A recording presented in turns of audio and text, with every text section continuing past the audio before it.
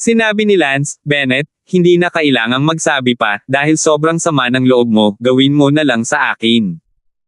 Papatayin ka ng damo. Sumugod si Bennett patungo kay Lance, si Bennett ay nasa sistema ng Letigo, at ang mga Letigo sa kanyang mga kamay ay tumangay na parang mga espiritong ahas. Naramdaman ni Lance ang malakas na pang-aapi sa kaharian na nagmumula sa katawan ni Bennett, tulad ng inaasahan, kung ang kabilang partido ay isang henyo o hindi, ang isang mataas na kaharian ay isang mataas na kaharian, at ang mapang-ipong puwersa na iyon ay sapat na upang hindi makahinga ang mga nasa mababang kaharian. Gayunpaman, ang kaunting mapang-ipong kapangyarihang ito ay hindi sapat upang hadlangan ang mga galaw ni Lance. Bukod dito, nakita rin ni Lance ang isang malaking depekto sa pamamaraan ng paghagupit ni Bennett sa isang sulyap. Hinamak ito ni Lance sa loob, upang maihayag ang napakalaking depekto sa isang galaw, ang antas ng pamamaraan ng paghagupit na ito, ay masyadong mahirap.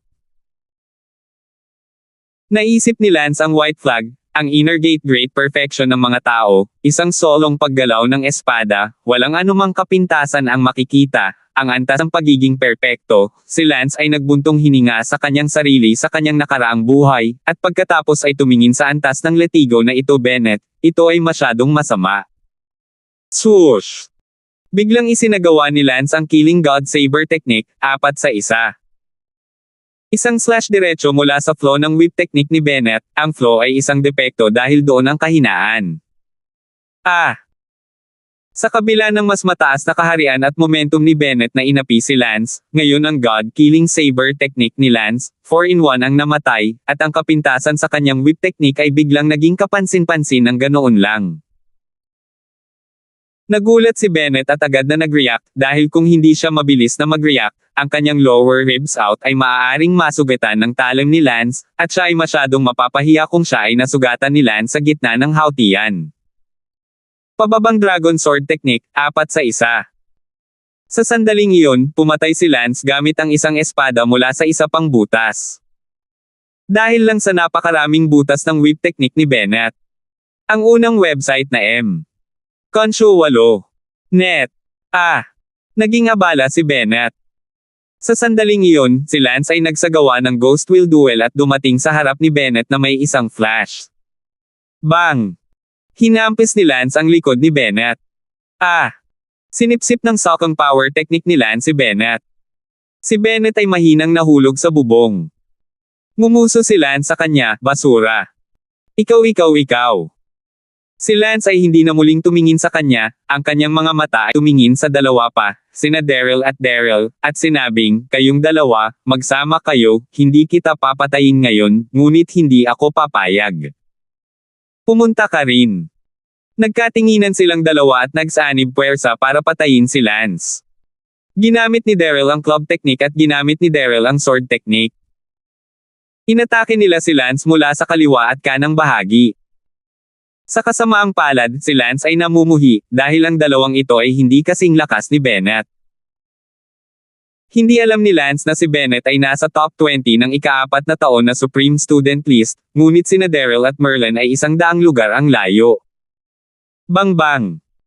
3 segundo lang ang inabot ni Lance para talunin sina Daryl at Merlin. Wow! Sigaw at sigaw ng lahat ng manunood sa paligid. Karapat-dapat si Lance na maging Lance. Ang toro ay isang toro, isang ika-4 na taon ng How Days Middle Stage Expert, ngunit napakadali niyang natalo. Ang karamihan ng mga nanunood ay hindi alam na si Lance ay hindi naglabas ng lakas. Sinabi ni Lance, Bennett, Songdan. Hoa, Merlin, hahayaan ko kayong umalis ngayon, mag-ingat kayo. Agad na sumigaw si Lance sa lahat, ang mga taong gustong pumatay sa akin sa pagkakataong ito ay higit pa sa kanilang 3, ang mga hindi ko pinangalanan, tandaan mo lahat, huwag mo akong subukang pukawin, kung hindi. Kahit teacher ka sa Martial Arts Academy, bubugbugin at pupulutin pa rin kita, sana maalala nyo itong lahat ng estudyante pati mga guro. Pagkatapos sabihin iyon, lumipad si Lance. Nagulat ang mga estudyante sa eksena, isinama lang ni Tangtang ang guro sa mga salitang iyon. Tila wala sa mga mata ni Lance ang mga guro ng Martial Academy. Sa sandaling ito, maraming mga guro sa eksena ang nakakaramdam ng labis na kalungkutan. Siyempre, ang dahilan kung bakit isinama ni Lance ang mga guro ay dahil may ilang guro sa mga taong nagtangkang pumatay sa kanya. Bukod dito, si Lance ay nakatanggap na ng balita na may 2 guro na gustong pumatay sa kanya. Ngunit si Lance ay nagbigay mukha sa 2 gurong ito ngayon nang hindi sila pinangalanan. Ang layunin ni Lance na talunin ang 3 Bennett sa harap ng lahat ay napatayin ang manok bilang babala sa iba, umaasang mas maging maingat para sa kanya ang mga may ganoon pa ring plano. Gayunpaman, sinabi ni Lance na naalala siya ng lahat ng mga estudyante at guro, na talagang ikinagalit ng maraming guro, lalo na sa mga orihinal na nagplanong patayin siya kapalit ng gantimpala. Bumalik si Lance sa tea room ng Genius Restaurant at nagpatuloy sa pag-inom ng tsaa at pakikipag-chat sa kanyang mga kapatid mula sa kanyang Marshall Group. Lance, ikaw ay tunay na aking idolo. Sabi ni Sheena na may kasiyahang pagsamba. Oo, Lance, napakagaling mo. Sa iyong kasalukuyang lakas, maaari ka pang mag-apply para sa graduation. Gulat na sabi ni Lance, hindi naman, gagraduate ka na. Natalo na kayong lahat sa ika-4 na taon, siguradong makakapagtapos kayo, Marshall Academy, ang mga nakatapos ng 4 na taon, pati na rin ang mga may lakas na umabot sa gitna ng hautian, naabot na ang pamantayan para sa pagtatapos. Lance, nasa early stage ka pa lang ng hautian, pero naabot mo na ang gitna ng hautian, pwede ka nang mag-apply para sa graduation. Haha, walang pagmamadali. Ngumiti si Lance. Sama-samang naghapunan si Lance at ang lahat, at alas 9 ng gabi lang umalis ang lahat. Hinawakan ni Lance si Sally sa kanyang kaliwang kamay at si Elsa sa kanyang kanang kamay habang naglalakad sila sa daanan ng campus. Sinabi ni Sally, walang dapat mag-isip na patayin ka ngayon.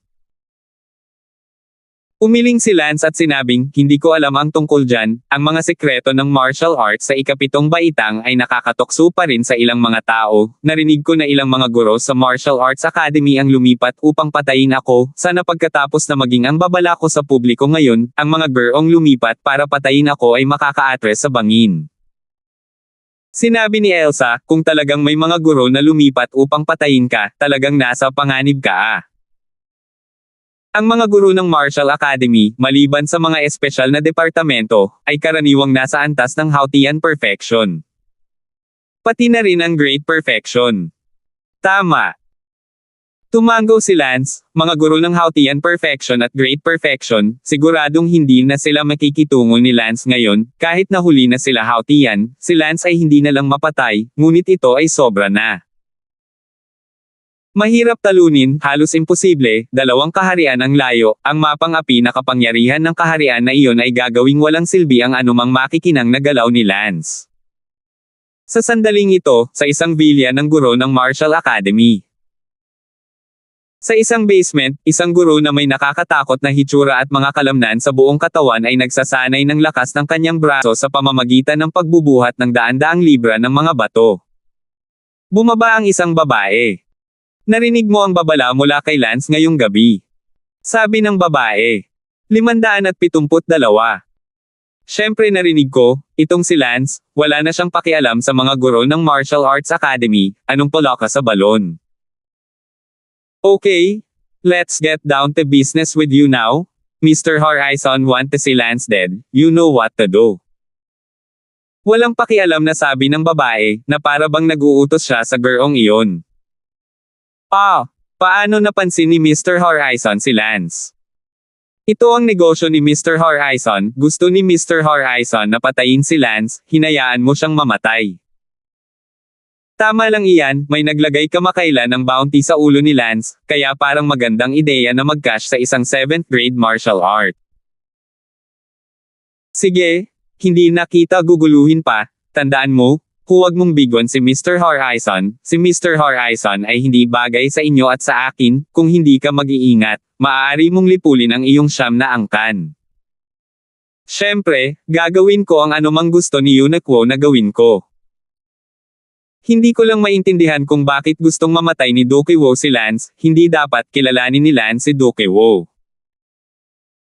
Gusto ba ni Dukiwo na may mamatay? Kailangan pa ba niya ng dahilan? Si Lance ay masyadong sikat kamakailan, si Dukiwo ay hindi komportable na panoorin, iyon lang, sapat na ba ang dahilan?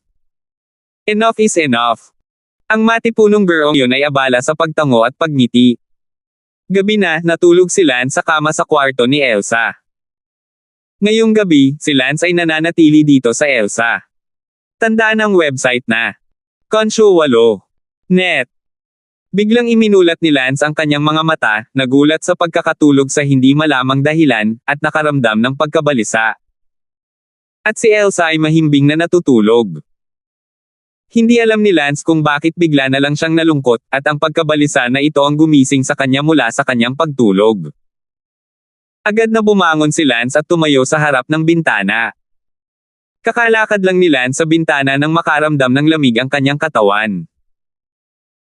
Tila alam ni Lance kung bakit siya biglang nakaramdam ng pagkabalisa, isang pagkabalisa na gumising sa kanya mula sa kanyang pagtulog. Sa sandaling ito, isang maitim na anino ang nakatayo sa tapat ng bubong, nakasuot siya ng itim na damit panggabi sa buong katawan, isang pares ng madilim na mga mata ang nakikita, nakatingin sa silid na ito ni Elsa. Sa kadiliman, ang madilim na mga mata na nagdulot ng takot kay Lance ay isang pares ng nakamamatay na ilaw. Ipinikit ni Lance ang mga mata na nakatingin sa kanya mula sa tapat ng bubong, at nakaramdam ng lamig sa kanyang katawan. Ito ang taong dumating upang patayin si Lance. Noong una ay inakala ni Lance na nalampasan niya ang krisis sa pagpatay na ito, ngunit ngayon ay tila mali si Lance, o labis na minamaliit ni Lance ang kasakiman ng ilang tao. Swoosh! Biglang iwinagayway ng lalaki sa tapat na rooftop ang kanyang kamay, at isang underhanded na salata ang lumipad patungo kay Lance. Ang dart ay bumaril sa balkonahe ng silid ni Elsa, ngunit hindi tumama kay Lance. Sumimangot ng malalim si Lance at tumingin sa kabilang kalye, biglang binuhat ng lalaki ang isang taong nakatapak sa kanyang mga paa, pagkatapos ay mabilis na lumipad palayo sa malayo. Agad na nakita ni Lance na ang babaeng karga-karga niya ay si Sally. Ang kabilang partido ay tila nagnanais na hayaan si Lance na matuklasan kung sino ito, kaya nang binuhat niya ito sa kanyang balikat, sinadya niyang iharap ang mukha ni Sally kay Lance. Shit! Hindi man lang naisip ni Lance na habulin siya. Stop! Sigaw ni Lance sa kanya. Hindi alam ni Lance kung sino ang ibang tao, ngunit maaaring ito ay isang taong nagtatangkang pumatay sa kanya, at kung hindi mali si Lance, ang taong ito ay tiyak na isang guro mula sa Martial Arts Academy. Nag-alab ang puso ni Lance, talagang pinapatay din ng mga guro ang mga estudyante, napakagandang mundo ng lahat ng uri ng tao. Ngayong gabi, na nakatakdang maging isang walang pangyayaring gabi, inaresto ng kabilang partido si Sally bago kumilos, halatang handa siyang dumating dahil may mga. Nang dumating na ang paghahanda, kung gayon, dapat siyang magtiwala sa pagpatay kay Lance. Kung si Lance ay makakaligtas sa gabi ay hindi pa rin alam. Gayunpaman, kinailangan siyang habulin ni Lance dahil nakuha na si Sally, at gayon din, wala nang karagdagang oras si Lance para mag-isip at pumili, dahil determinado na ang kabilang partido na patayin siya, kung si Lance hindi sumunod, pagkatapos ay tiyak na pinatay niya si Sally, at walang paraan na palayain niya si Sally dahil lang hindi siya hinabol ni Lance. Siya! Ang apoy sa loob ng Lance ay nakatambak na parang bundok. Gayunpaman, napakalinaw din ni Lance na ang beong ito, natatakot ako, ay talagang papatayin siya, ngunit walang pagpipilian si Lance. Napakabilis ng paglipad ng lalaking nakasuot ng itim sa harap, at sa kabila ng katotohanang may dala siyang lalaki ay napaka-flexible pa rin niya. Hindi nagtagal, umalis sa hanay ng Martial Academy, si Lance ay walang ideya kung saan siya nakarating, ito ay parang napakalayo na lugar. Hindi na kailangang pangalagaan ni Lance kung nasaan ito ay tiyak na isang lugar kung saan mayroon itong lalaking nakaitim. Nakaplano na. Tumigil ka, hanggang saan mo ba talaga gustong tumakbo? Galit na galit si Lance, sinubukan ni Lance ang lahat para makahabol, ngunit hindi pa rin niya magawa, kahit na unti-unting lumalapit ang distansya. Sa huli, mabilis na pumasok ang anino sa kanyang harapan sa isang kuweba sa loob. Maaaring may mga bitag na sa loob ng kuweba na ito, ngunit mayroon bang puwang si Lance para makapag-isip? Hindi, agad na hinabol ni Lance ang kuweba. Itim ang kuweba at walang makikita. Gayunpaman, hindi ito masyadong mahirap para kay Lance, dahil si Lance ay maaaring lumaban ng nakapiring ang kanyang mga mata, at ang kanyang pagkabulag ay hindi makakaapekto sa kanya. Si Lance ay nasa kadiliman at agad na ikinulong sa kabilang partido. Sa sandaling ito, inakala ng kabilang partido na hindi siya nakikita ni Lance, nakatayo siya sa isang sulok ng kuweba, na parang gusto niyang gumawa ng biglaang pag-atake at bigyan muna ng biglaang pag-atake si Lance. Hindi iyon. Siya ay hindi sapat maliwanag, ngunit alam niya na si Lance ay isang henyo, kahit na siya ay napakaraming kaharian na mas mahina kaysa sa kanya, hindi siya nang ahas na baliwalain ito, at kung pipiliin niyang pumatay, kailangan niyang pumatay. Ngumuso si Lance sa kanyang puso, nakalok na siya sa kabilang party. Sa pag-arte na parang hindi niya napansin, tumalikod si Lance sa kabilang partido, pagkatapos ay dahan-daang lumapit. Dahil gusto ng kabilang partido na atakihin muna siya sa kadiliman, maaaring gawin din ni Lance kung ano ang mayroon siya. Si Lance ay direktang tumalikod sa kabilang partido at lumapit sa kanya. Kung paanong si Lance ay halos 2 metro na mas malapit sa kanya. Sa dilim, isang malamig na kumikinang na espada ang tumusok sa likod ni Lance, ang espada ay napakabilis. At si Lance ay binibigyan na ng buong atensyon ang kanyang mga galaw, kaya sa sandaling ginawa niya ito, si Lance ay biglang lumiko, inihagis ang Ghost Will Decision, at nag-flash sa kanyang harapan. Shoo! Sinaksak ni Lance ang dibdib ng kalaban, at ngayon ay biglang nalaman ito ng kalaban, nagulat ang kanyang puso. Dang! Ang espada ni Lance ay natangay ng espada ng kabilang partido sa isang iglap. Sa sandaling ito, si Lance ay natakot dahil siya ay nasa isang sitwasyon kung saan siya ang may kapangyarihan, ngunit wala man lang siyang natamo kahit isang saksak sa kanyang dibdib, at nakabuka pa rin siya ng kanyang espada. Swoosh! Sinaksak ng kabilang partido ang isang espada sa lalamunan ni Lance matapos iwaksi ang kanyang espada. Ito ay mabangis, at walang kahit titing na putik na kumalagkad. Bukod dito, ang kanyang momentum ay napakalakas kaya naramdaman ni Lance na siya ay nakadapa sa isang bato, na nagparamdam sa kanya na medyo napipigilan sa paggalaw. Pumihit si Lance sa pwesto, ang kabilang partido ay maaaring masyadong maitim para saksakin si Lance, at agad na tumakbo palabas ng kuweba kasama si Sally sa kanyang mga braso, marahil ay nalaman ng kabilang partido na si Lance ay mas sensitibo kaysa sa kanya sa kadiliman, at ang dilim ay higit na nakapipinsala sa kanya. 573.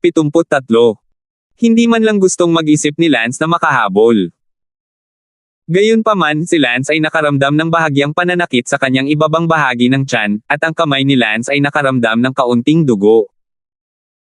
Bagamat hindi nasaksak si Lance, ang kanyang balat ay tinaga pa rin ng sword chi ng kalaban. Naramdaman ni Lance na ang lalaking nakaitim na ito ay isang Hautian Great Perfection level. Imposible para sa isang tao sa antas na ito na lumaban sa kasalukuyang early Hautian realm ni Lance, kaya hindi pa rin sinaktan ni Lance ang kabilang partido sa ilalim ng uri ng mga kondisyon na pabor lamang sa kanya, ngunit sa halip ay nasugatan ng espada ng kabilang partido. Ngunit hindi na ngayon ang oras para isipin iyon, kailangan ni Lance na ibalik si Sally, kahit na ang ibig sabihin nito ay kamatayan, at malamang na siya ay talagang mamatay.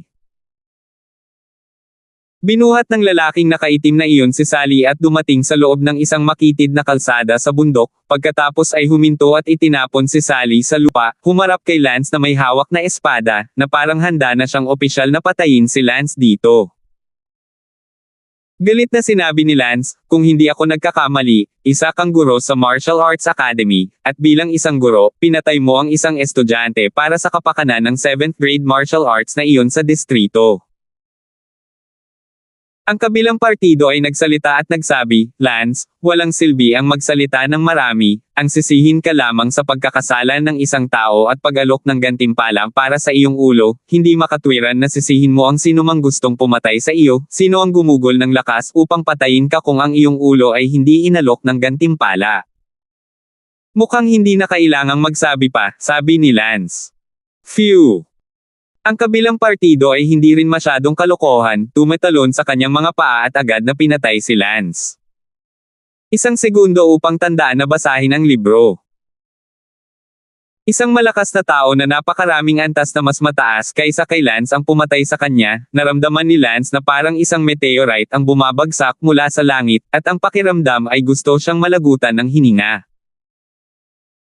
Ang espada ng kalaban ay napakalapit na kay Lance. Gustong umiwas ni Lance, ngunit hindi niya alam kung paano umiwas, ni hindi niya alam kung paano ipagtanggol ang sarili. Ang kabilang partido ay tila naintindihan ang pagpapakilala ng pagkakaroon ng espada sa kanyang puso, at ang kanyang kaharian ay ang Hautian Great Perfection. Si Lance ay hindi nakakakita ng anumang kapintasan, higit pa sa isang kapintasan, ni hindi niya makita ang trajectory ng malinaw na espada. Ito ay sadyang hindi isang labanan na kakayanin niya, anuman sa mga diskarte ng espada ni Lance ay kalabisan na ngayon. Pagkatapos, ang tanging magagawa ni Lance ay umiwas, hindi lumaban ng husto. Ghost Wheel Duel. Biglang nagsagawa ng Ghost Wheel Duel si Lance nang malapit nang maabot ng espada ng kalaban ang kanyang lalamunan, at biglang nawala sa ilalim ng espada ng kalaban. Lumitaw ang figure ni Lance ilang metro ang layo. Nang makita ng kabilang partido ang biglaang pagkawala ni Lance, ang talim ng kanyang espada ay biglang nagbago at muling napatay patungo kay Lance. Ang kanyang mga paggalaw ay mabilis na lumipad. Walang oras si Lance para isipin ito at agad na tumakbo patungo sa katawan ni Sally. Kinailangan ni Lance na hawakan si Sally at tumakas bago dumating ang kabilang partido para sa pangalawang pagpatay. Gayunpaman, si Lance ay 4 hanggang 5 metro pa rin ang layo mula sa katawan ni Sally, ngunit ang espada ng kabilang partido ay humawak muli sa kanyang likuran. Sigaw ni Lance at muling nagsagawa ng Ghost Wheel Determination, umiwas sa espada ng kabilang partido sa pangalawang pagkakataon, nang si Lance ay 1 metro lang din ang layo kay Sally. Sinugod ito ni Lance, binuhat si Sally at tumakbo.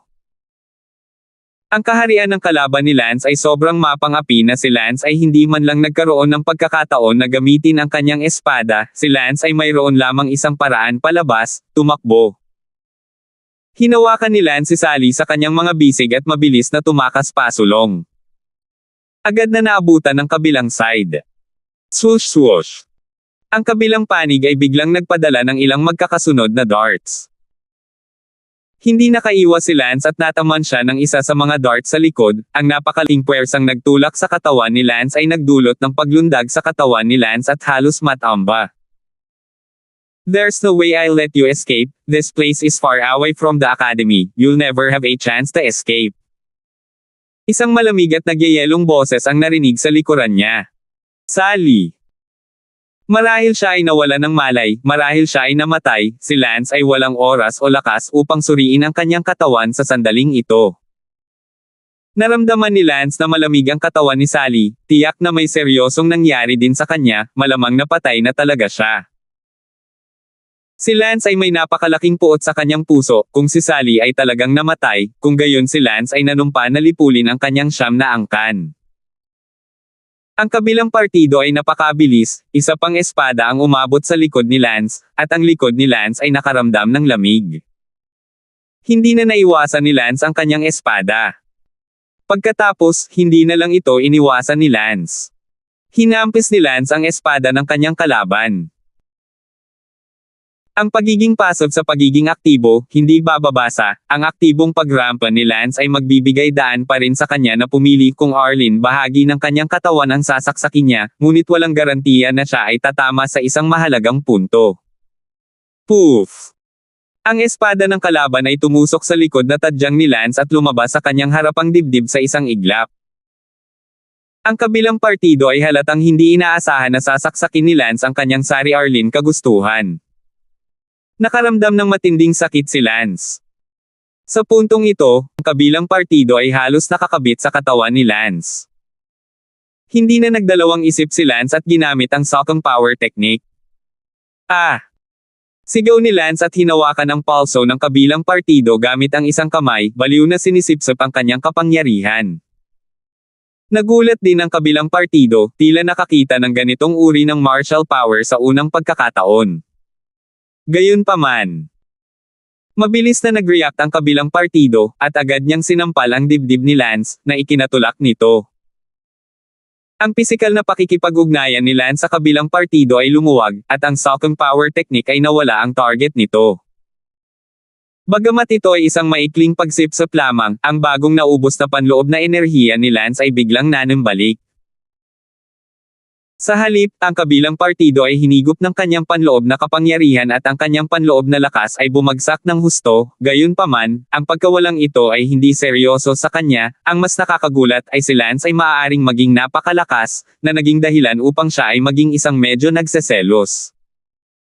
Matapos maalis ang palad ni Lance, wala na siyang oras para mag-isip ng kahit ano at agad na muling nagsagawa ng Ghost Will Resolve, tumakas sa malayo.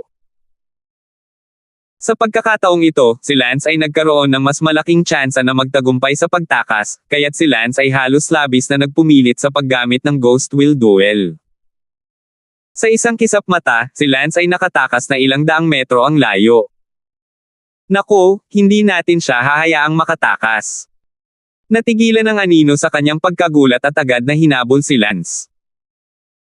Ngunit ang layo na ilang daang metro ay hindi maikli o mahaba, at ito na naman ang mga bundok kaya napakaraming mga hadlang. Nakita na ng mga mata ni Lance ang isang kagubatan ng bato sa kanyang harapan at tumakas patungo sa direksyon ng kagubatan ng bato. Si Lance ay hindi pumunta sa direksyon ng Martial Academy. Ang pagpunta sa direksyon ng Martial Academy ay katumbas ng paghahanap ng kamatayan. Ang distansya na ilang daang metro ay hindi sapat upang suportahan siya upang bumalik sa Martial Academy nang wala nahuhuli. Gayunpaman, ang kabilang partido ay mabilis at naabutan kaagad. At ang labis na pagkonsumo ni Lance ng panloob na enerhiya upang gamitin ang Ghost Will Duel ay naubos ang kanyang katawan. Walang magawa, makakagat lamang ni Lance ang kanyang mga ngipin at ipasok ang pilak na karayom sa kanyang bungo upang pasiglahin ang kanyang potensyal sa buhay. Inumin. Sa wakas ay nakatakas si Lance sa kagubatan ng bato. Ang kagubatan ng bato ay lumiliko sa paligid at sa paligid tulad ng isang maze na pinakakapakipakinabang para kay Lance. Gaya ng inaasahan, ang mga lalaking nakasuot ng itim na humahabol sa likod ay nawalan ng track kay Lance, hindi alam kung saang direksyon tumakas si Lance. Napapadyak ang paa ng lalaking nakaitim sa galit. Huminto si Lance at idiniin ang kanyang mga palad sa pader na bato, naramdaman ang presensya ng isa sa pamamagitan ng tunog, pagkatapos ay pumili si Lance sa kabilang direksyon. 574. Matapos ulitin ito ng isang dosenang beses, Lance ay lumayo sa madilim na taong iyon. Mabilis na lumipad palayo si Lance, ngunit ang taong anino ay nawala na sa landas ni Lance at nakatingin pa rin sa paligid sa kagubatan ng bato para kay Lance. Matapos lumipad si Lance sa malayo, agad siyang huminto at nagtago sa ilalim ng isang nakatagong palumpong. Si Lance ay hindi fit para sa long distance na paglipad sa ngayon, ang kanyang katawan ay nasa isang kakila-kilabot na kondisyon, hindi lamang siya ay sobra-sobra, ngunit na-trigger din niya ang kanyang potensyal sa buhay. Pagkatapos magtago ni Lance, agad niyang ibinaba ang sali sa kanyang likod. Sali. Binigyan ni Lance ng pulso si Sally at napaluha si Lance. Talagang patay na si Sally, hindi nakakagulat na malamig ang kanyang katawan. Kinagat ni Lance ang kanyang mga labi upang pigilan ang kanyang mga hiyaw na kumalat ng napakalayo. Tumingin si Lance kay Sally, na ang mukha ay kasing putla ng papel, at hindi siya makapaniwala na totoo, na patay na si Sally. Isang napakalaking pot ang umusbong mula sa puso ni Lance, at ang mga piraso at piraso mula noong nakilala niya si Sally hanggang ngayon ay sumagi rin sa isip ni Lance. Nauna nang ginawa ni Lance ang muling pagkabuhay ng mga patay, hanggat hindi pa lumalamig ang temperatura ng katawan ng namatay, magagamit ni Lance ang kanyang mga kasanayang medikal upang buhayin ang namatay sa pamamagitan ng pagpapatibok muli ng kanyang puso. Gayunpaman, ngayon ang katawan ni Sally ay malamig at walang temperatura. Walang paraan upang bumalik sa langit. Ikinuyom ni Lance ang kanyang mga kamao ng napakahigpit, hindi nakakagulat na bigla siyang nagising sa kanyang pagtulog ngayong gabi, kaya ang puso ay nararamdaman. Noon dapat namatay si Sally. Niyakap ni Lance si Sally, na ang katawan ay malamig na, at ang mga luha ay umaagos na parang tubig sa bukal. Gayunpaman, ano ang magagawa ng isang tao, kahit na alam ni Lance kung paano bumuhay ng patay, huli na ang lahat, ang temperatura ng katawan ay nawala na. Pinunasan ni Lance ang kanyang mga luha, ngunit agad itong damaloy muli sa kanyang mukha. Sally, kasalanan ko ang lahat.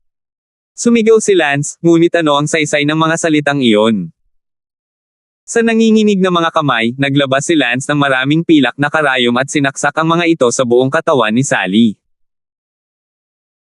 Hindi alam ni Lance kung ano ang kanyang gagawin, ang kanyang isip ay magulo ngayon, ngunit tila naaalala niya ang impresyon na ang kanyang master ay nagturo sa kanya ng pamamaraan ng pagpapanatili ng sigla, na kung saan ay upang panatilihin ang katawan ng namatay mula sa nabubulok, at pagkatapos ay gumamit ng yelo para pakalmayan ito. Pagkatapos nito, ang pagbabad sa namatay sa isang solasyong panggamot ay tila nakapagpapanumbalak ng mga pisyolohikal na pag-aandar ng namatay, at pagkatapos ay ginamit ang pamamaraan ng Resurrection of the Dead, mayroon ding 30% pagkakataong maibalik ang tibok ng puso ng namatay. Gayunpaman, ang antas ng pamamaraang medikal na ito ay masyadong mataas, hindi pa natuto si Lance ng ganito kalalim, hindi pa natutunan ni Lance ang unang hakbang, ang pamamaraan ng pagpapanatili ng sigla. Umiiyak na ngayon si Lance habang naglalagay ng mga karayom sa katawan ni Sally, ngunit ang utak ni Lance ay nalilito, at ipinapasok lamang niya ang mga ito ng hindi malay, ganap na hindi malay. Sa wakas, pagkatapos na maipasok ang lahat ng mga karayom, napagtanto ni Lance sa simula na ang pamamaraan ng pagpapanatili ng sigla na hindi pa niya natutunan noon, ay nagawa na niya ito ng hindi sinasadya. Pinunasan ni Lance ang kanyang mga luha, medyo hindi makapaniwala, tumingin muli, ito ay talagang tama, hindi niya natutunan ang pamamaraan na ito. Ngunit ano man ang mangyari, pinananatiling buhay ni Lance ang bangkay ni Sally sa ngayon, kung hindi, ang bangkay ni Sally ay mabubulok bawat segundo, sa napakababang antas lamang sa simula, pagkatapos ng 1 o 2 araw, ito ay mabaho, at pagkatapos, ang walang silbi ang mga immortal. Tumingin si Lance kay Sally, na matagumpay na napanaturalin buhay sa pamamagitan ng kanyang hindi malay na paghahagis, at sinabi sa pamamagitan ng nagngangalit na mga ngipin, Sally, hindi ko hahayaang mamatay ka ng walang kabuluhan, ang bastard na iyon, kung ako, si Lance, ay hindi lipulin ang kanyang buong angkan, ipinangako kung hindi ako magiging tao. Sally, bubuhayin kita, gagawin ko. Nasa sakit si Lance. Ang sinabi, ngunit, si Lance mismo ay walang tiwala, ang huling medikal na pamamaraan na si Lance ay hindi natutunan sa kanyang nakaraang buhay, kahit na ang unang hakbang ng pamamaraan ng pagpapanatili ng sigla ay ginawa ng hindi sinasadya. Bukod dito, kahit na si Lance ay nagkaroon ng ginawa ito, gayunpaman, mayroon lamang 30% pagkakataon na ang bangkay ni Sally ay muling manumbalik ang tibok ng puso. Naramdaman ni Lance na nagdilim ang kanyang mga mata at ang kanyang buong katawan ay nawalan ng malay, na naubos na at pinasigla ang kanyang potensyal sa buhay, at sa wakas dahil sa pagkabigla sa pagkatay ni Sally, si Lance ay ngayon ay lubhang mahina sa pag-iisip at nahimete hanggang sa mamatay. Nang magising si Lance, madaling araw na. Marami na ring naka-recover si Lance. Sally. Mabangis na tumingin si Lance kay Sally. Ang bangkay ni Sally ay nakahiga pa rin sa tabi niya, mapatla ng nyebe, hindi gumagalaw, at may ilang langgam na nakapatong sa kanya. Ah! Napasigaw si Lance sa sakit, lumuluhang dinudurog ang mga langgam hanggang mamatay. Binuhat ni Lance si Sally at lumipad sa direksyon ng Martial Arts Academy na may blankong mga mata. Biglang naramdaman ni Lance na ang kanyang buhay ay nawala ng layunin at kahulugan, at sa pagkamatay ni Sally, bigla niyang hindi alam kung ano ang kanyang susunod na gagawin. Niyakap ni Lance si Sally at ginulo ang daan pabalik sa Martial Arts Academy. Ang Hare Krishna Shadow man na humabol kay Lance kagabi ay malamang na umalis ng matagal pagkatapos niyang hindi mahanap si Lance. Bumalik si Lance sa Martial Forest Academy, ngunit sa kasamaang palad, ang kanyang itinaboy kagabi at ibinalik ngayon ay isang bangkay. Bagamat mapurol ang mga mata ni Lance, alam pa rin niya sa kanyang sarili na ang pangunahing bagay na dapat gawin ngayon ay palamigan si Sally, at kahit na ginamit niya ang life preservation technique, kung sakali, ang paggamit ng pagpapalamig ay magagawa ang kalahati ng trabaho sa kalahating pagsisikap. At ito ay magiging mas epektibo, at ang life preservation technique ay maaaring tumagal ng mas matagal. Dinala ni Lance si Sally sa bahay ni Professor Lin Han, si Lance ay makakarating lamang sa kanya sa puntong ito. Katok-katok. Bukas ang pinto at ang asawa ni Professor Lin Han ang nagbukas ng pinto. Hoy, Lance, ikaw pala? Pasok ka? Anong problema mo, girlfriend mo?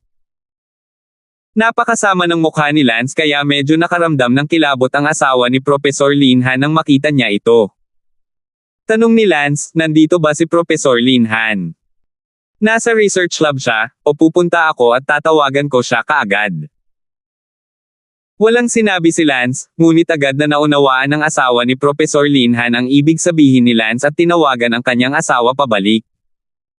Maya-maya ay bumalik si Professor Lin Han. Lance, anong problema?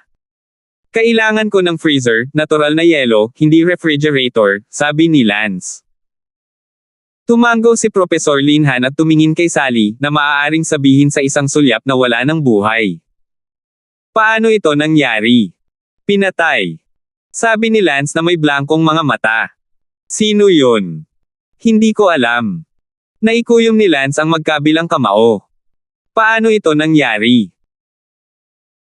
May isang anino na lalaki ang dumating para patayin ako kagabi at dinala ako sa labas ng Martial Academy. Wala akong choice kundi sumunod. Ang lalaking nakaitim ay isang Hautian Great Perfection. Pinaghihinalaan ko na ito ay isang guro mula sa Martial Academy.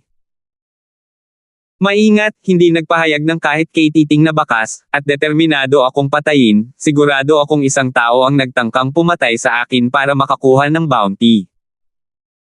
Yes. Pinatay pa niya si Sally, hindi ko pakialam kung sino siya, hinding-hindi ko siya bibitawan. Pulang dugo ang mga mata ni Lance. 575.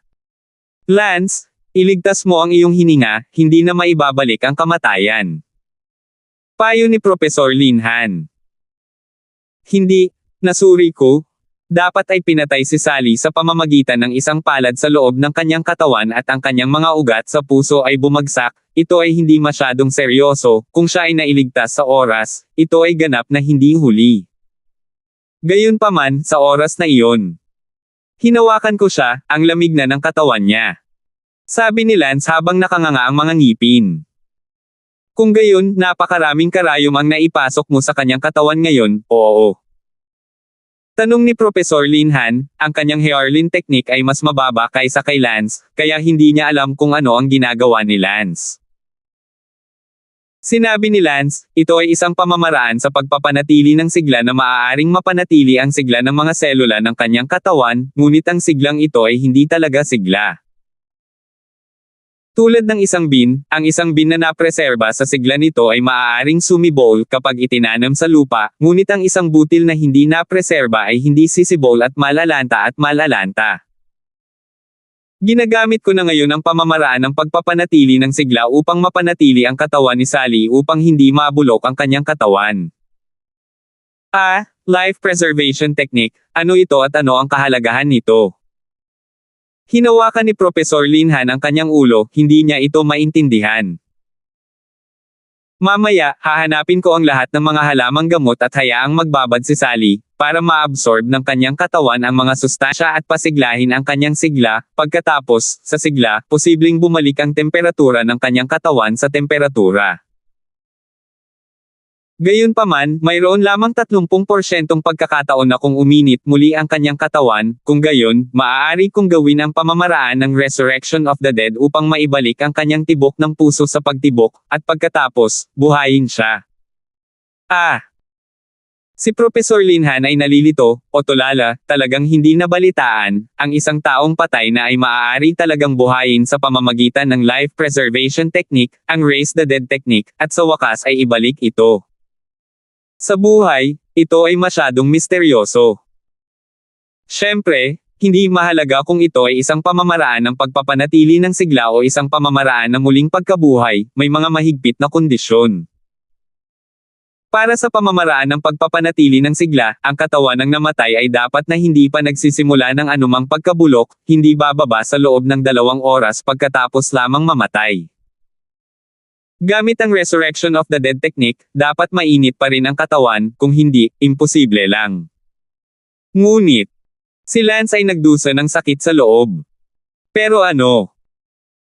Ngunit, ako kahit na ang life preservation art ay ginagawa lamang ng hindi sinasadya, ang mga hakbang sa likod nito, lahat, hindi ko pa rin alam. Masakit na sinabi ni Lance, ngayon, labis niyang pinagsisihan na hindi niya natutunan ang sining ng maayos mula sa kanyang tiyuhin. Noon. Ayos lang, siguradong kaya mo, ngayon dadalhin kita sa natural ice. Salamat. Ano ang magalang sa pagitan mo at sa akin? Dinala ni Linhan si Lance sa pribadong research room ng kanyang pamilya. Si Linhan ay isang manggagamot, kaya hindi kakaiba ang pagkakaroon ng natural na yelo, kaya naman hinahanap siya ni Lance. Ito ay natural na malamig na yelo na hinukay mula sa kailaliman ng manyeb na bundok. Inilagay ni Lance si Sally sa loob ng natural na yelo, tinitingnan ang kanyang hindi tumutugon na mukha, nakaramdam si Lance ng sakit sa loob. Sally, isinusumpa ko na ako, si Lance, ang magliligtas sa iyo sa buhay na ito, at kung sisirain ko ang pangakong ito, ako ay isumpa ng Diyos. Si Lance ay nanumpa sa katawan ni Sally. Tinapik ni Professor Linhan ang balikat ni Lance. Lance, huwag kang mag-alala, ligtas na iwan siya sa akin. Hindi rin magaan ang mga sugat mo, dapat mo munang gamutin ang sarili mong mga sugat. Nag-aalalang sabi ni Professor Linhan. Ayos lang ako, salamat, umakyat ka muna, gusto ko munang mapag-isa si Sally saglit. Good. Tanging si Lance lang ang naiwan sa underground research room. Tumingin si Lance kay Sally, malungkot at malungkot, ang buong katawan ni Lance ay agad ding nanghina.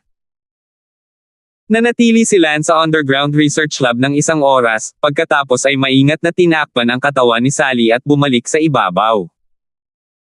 Hindi alam ni Lance kung ligtas para kay Sally na mapunta rito, ngunit wala nang ibang pagpipilian ngayon, kaya sigurado akong walang magiging problema dito sa pangkalahatan.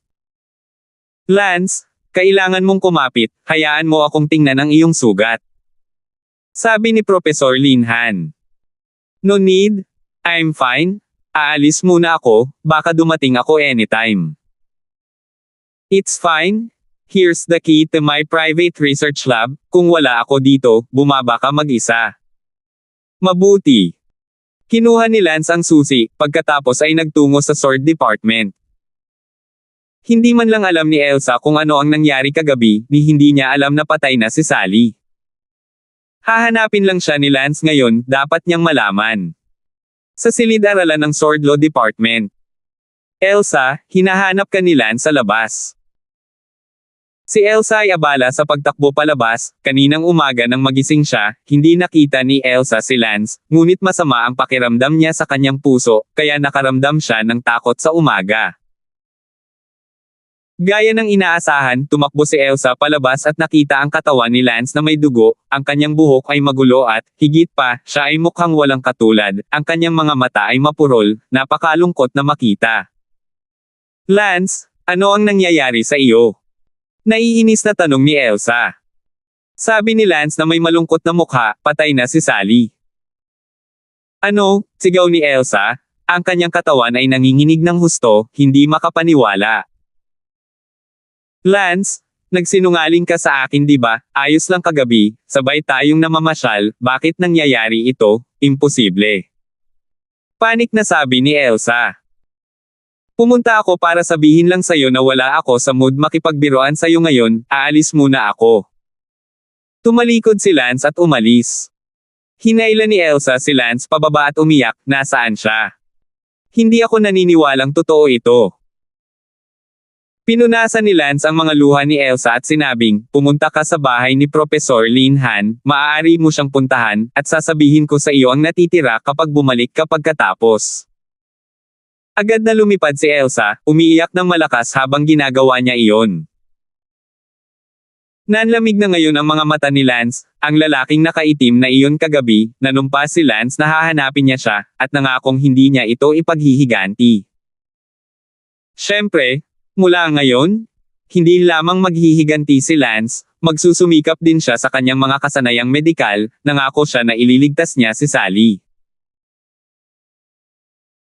Kahit na hindi niya natutunan ang medikal na pamamaraan sa kanyang nakaraang buhay, si Lance ay kailangang magsaliksik sa kanya ng mag-isa sa buhay na ito, kahit na hindi ito natutunan ni Lance sa kanyang nakaraang buhay, ngunit nakita man lamang ni Lance ang kanyang tiyuhin na gumanap nito, at madalas na marinig ito mula sa asawa ng kanyang guro, sa kanyang hindi malay, tiyak na mayroon pa ring impresyon si Lance, hindi ito isang pantasya na si Lance ay kailangang magsaliksik dito ng mag-isa, ngunit, hindi alam ni Lance kung gaano ito katagal, maaaring ilang taon, marahil ilang mga dekada. Si Lance ay nakaupo sa dormitoryo, ang kanyang mga mata ay dumilat, sina Xavier at Jimboy ay alam na rin kung ano ang nangyari, wala nang ibang magagawa kundi ang mag-comfort ng isang pangungusap. Ang unang bagay na kailangan mong malaman ay hindi ka makatitiyak na makukuha mo ang tamang halaga ng pera. Ang insidenteng ito ay mabilis na naiulat ng Genius Restaurant, at kumalat ang balita sa buong Martial Arts Academy. Nang marinig ng kapatid ni Sally na si Winnie ang balita, nakaramdam siya ng kirot sa kanyang puso, bagamat hiwalay na siya kay Sally mula pagkabata at ang kanyang damdamin ay hindi masyadong maganda, ngunit siya ay kapatid pa rin kahit anong mangyari. 576. Sa sandaling ito, sa opisina ng principal ng Martial Arts Academy, nalaman din ito ng principal at labis na nabigla at nagalit. Sinong teacher ang gumawa nito? Kung teacher talaga ng Martial Arts Academy ang may gawa nito, huwag mo akong sisihin sa pagiging masungit, ibigay mo sa akin ang dispatch. Agad na utos ng principal. Sa hapon, sa wakas ay makukuha na ang resulta ng investigasyon na iniutos ng principal. Gayunpaman, natigilan ang principal doon matapos marinig ang resulta ng investigasyon.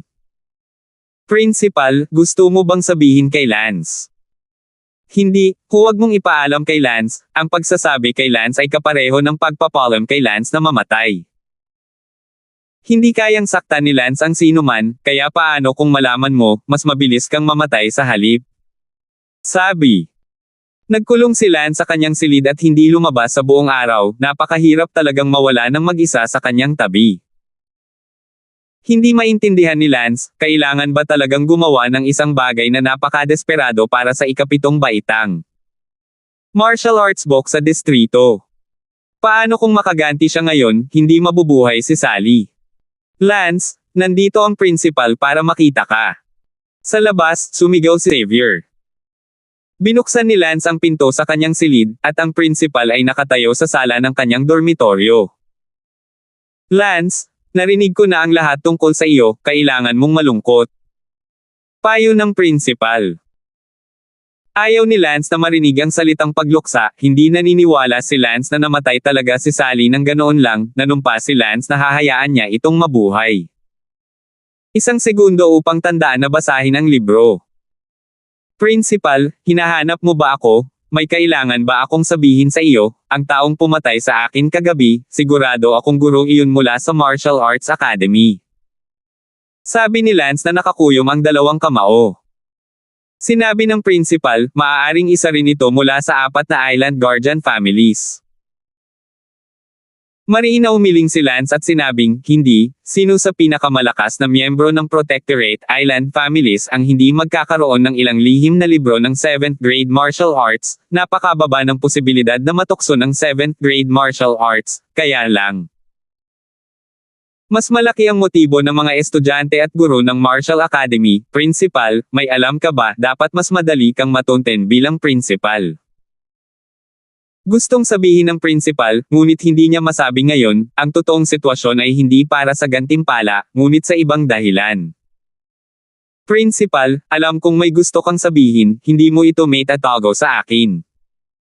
Sabi ni Lance na may pagtatampo na mukha. Bumantong hininga ang principal, Lance, ang dapat mong gawin sa ngayon ay kalimutan ang tungkol sa bagay na ito. Ngumisi si Lance. Forget about this matter. Principal, are you trying to persuade me? Sayang, Lance, ginagawa ko ito para sa iyong kapakanan, kung hindi ka lang pinalad kahapon, namatay ka na kasama ng iyong kasintahan. Nag-aalala ako ngayon na kung mabaigo silang patayin ka ng isang beses, sila'y babalik ako sa pangalawang pagkakataon. Dapat mong subukang umalis sa Martial Arts Academy ng kaunti hanggat maaari sa mga araw na ito, at magpapadala ako ng isang tao upang mas manood sa iyo sa dilim. Sabi ng principal. Principal, you are not going to the point. Tell me who assassinated me. I can't listen to anything but this right now. Lance gritted his teeth. Lance, makinig ka sa akin, hindi ko masasabi sa iyo, kahit sa ngayon, kung sasabihin ko sa iyo, hindi mo maiiwasang puntahan siya at sa halip ay mapabilis ang iyong pagkamatay.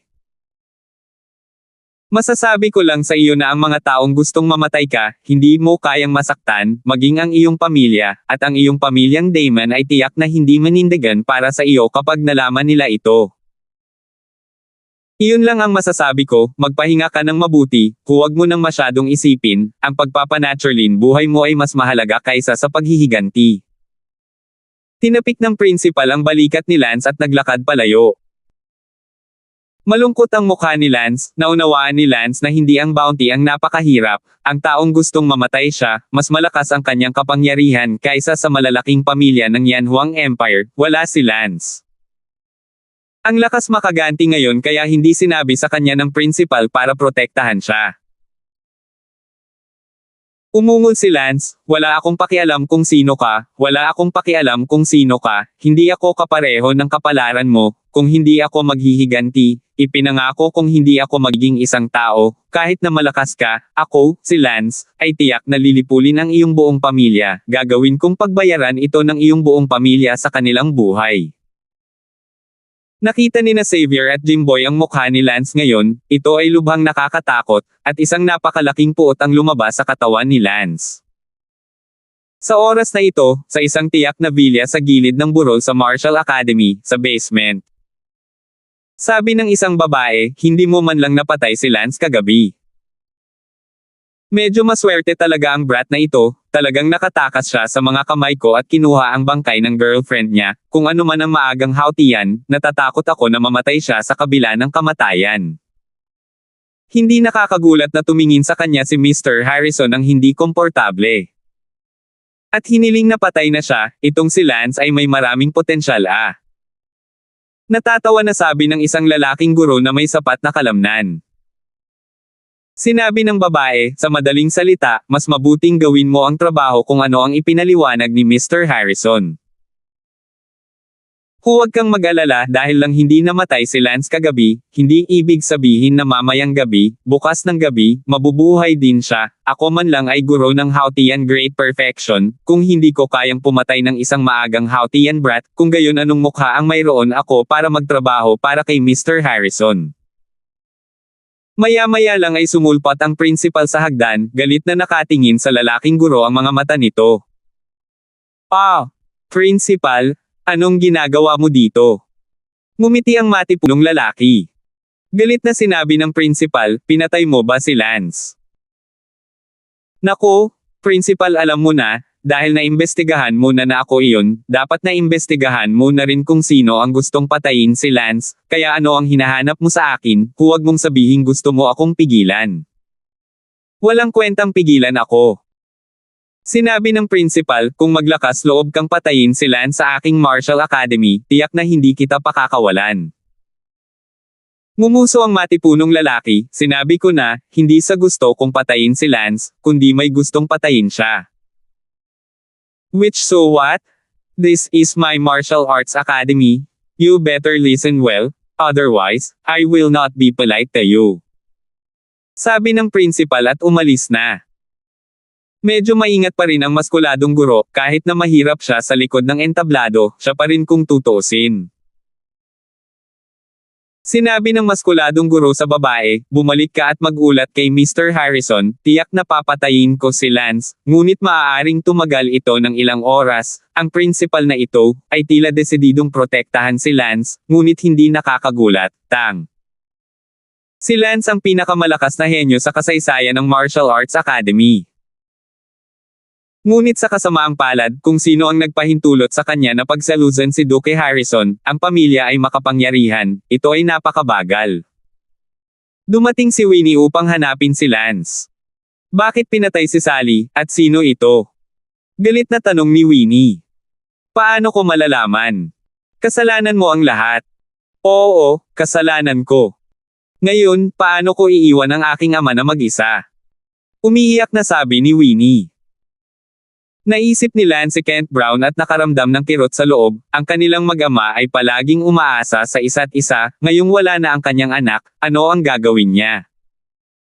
Determinado na naman si Lance sa kanyang sarili, kailangan niyang iligtas si Sally, kailangan niya. Lance, malapit na ang summer break, anong plano mo? Tanong ni Uranus. Bakasyon sa tag-init. Nawawala si Lance, binalak niyang bumalik sa lungsod ng London kasama si Sally para sa mga bakasyon sa tag-araw at bisitahin ang Bella ng magkasama, ngunit ngayon. Nalungkot si Lance. 577. Hindi ko alam.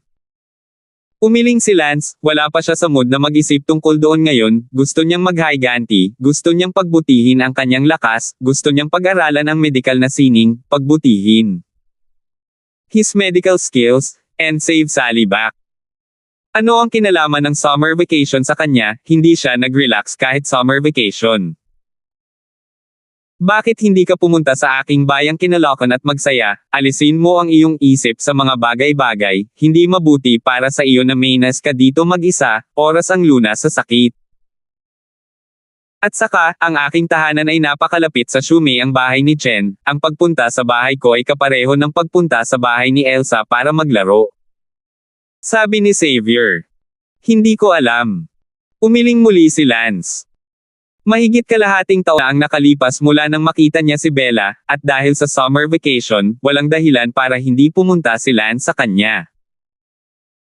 Gayunpaman, si Lance ay nasa masamang kalagayan ngayon, at tila walang kagalakan sa pagpunta kay Bella, hindi dahil sa hindi na niya mahal si Bella Palan, ngunit dahil may mas kaunting tao, paano para maging masaya. Kung tungkol sa pagpunta sa bayan ni Xavier upang maglaro, ito ay mas isang biro. Sure enough, wala pang isang linggo, summer vacation na ang Martial Academy. Maraming mga estudyante ang sunod-sunod na umalis sa Martial Arts Academy, masayang sumakay ng eroplano para lumipad pabalik sa kani-kanilang mga lungsod, habang si Lance, na nalilito sa kung ano ang gagawin, ay marahil ay hindi nagawang pasiglahin ang kanyang espiritu sa anumang bagay. Kaysa malaman kung sino ang kanyang mga kaaway. Mahigit isang linggo na mula nang umalis si Sally, at sa linggong iyon, sinubukang hanapin ni Lance ang lalaking nakaitim na pumatay sa kanya noong gabing iyon, at pumunta pa siya sa lambak kung saan nangyari ang aksidente noong gabing iyon, ngunit hindi niya ginawa magkaroon ng anumang swerte. Pumunta rin si Lance para makiusap sa principal na sabihin sa kanya kung sino iyon, ngunit hindi sasabihin ng principal, sinabi lang ng principal kay Lance na huwag umalis sa hangganan ng Martial Arts Academy, marami lang siyang magagawa.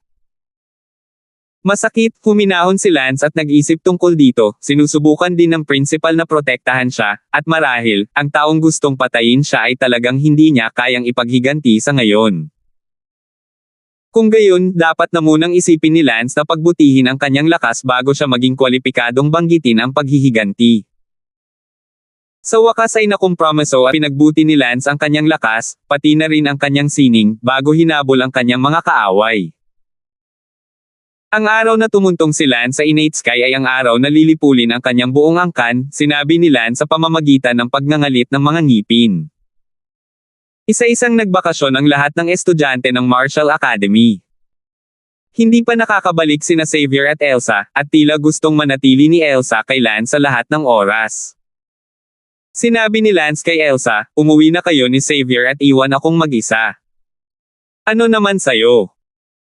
Maaaring hindi ako umalis sa Marshall Island, gusto kong makita kung may pagkakataon akong makapasok muli sa World Village para sa pagsasanay, kailangan kong pagbutihin ang aking lakas sa lalong madaling panahon. Sabi ni Lance na may matatag na tingin. Sasamahan kita. Hindi, umuwi ka kasama si Xavier, mahigit kalahating taon ka nang wala sa bahay.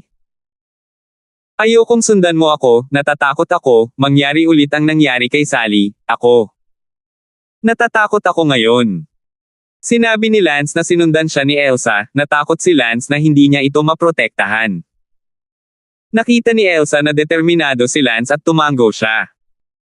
Kung gayon mag-ingat ka sa lahat, oras na para magsimula ng paaralan, gusto kitang makitang buo. Sabi ni Elsa. Okay, I promise you. Tumango si Lance. Kinabukasan lang ay nag-aatubili na umalis si Elsa sa Woolen Island kasama si Xavier at umuwi, gustong ipilit ni Elsa na samahan si Lance, ngunit ang higit na kailangan ni Lance ngayon ay hindi ang kanyang kumpanya, baka siya na lang ang magdala. Disadvantages kay Lance, kaya tiniis pa rin niya ang sakit ng pag-alis kay Lance para sa isang summer vacation.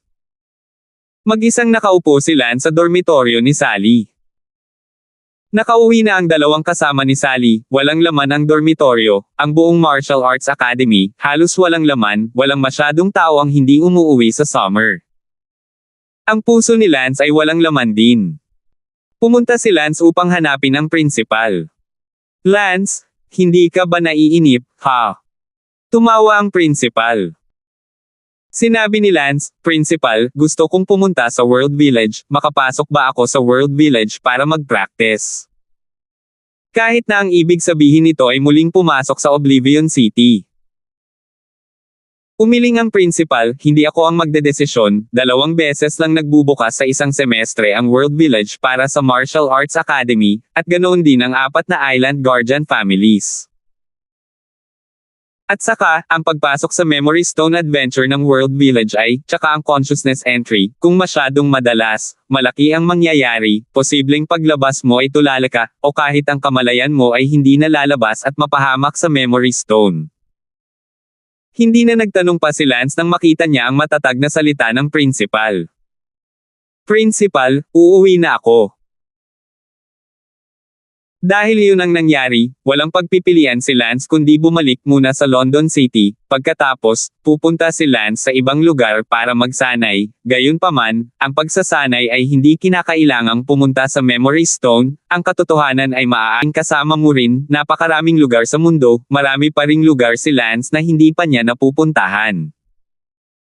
Tumango ang principal, pagkatapos ay ipapadala kita sa Woolen Island Airport, ipapadala kita sa eroplano. Hindi tumanggi si Lance, malamang na nag-aalala ang principal na may muling papatay sa kanya pagkatapos umalis si Lance sa loob ng Martial Arts Academy.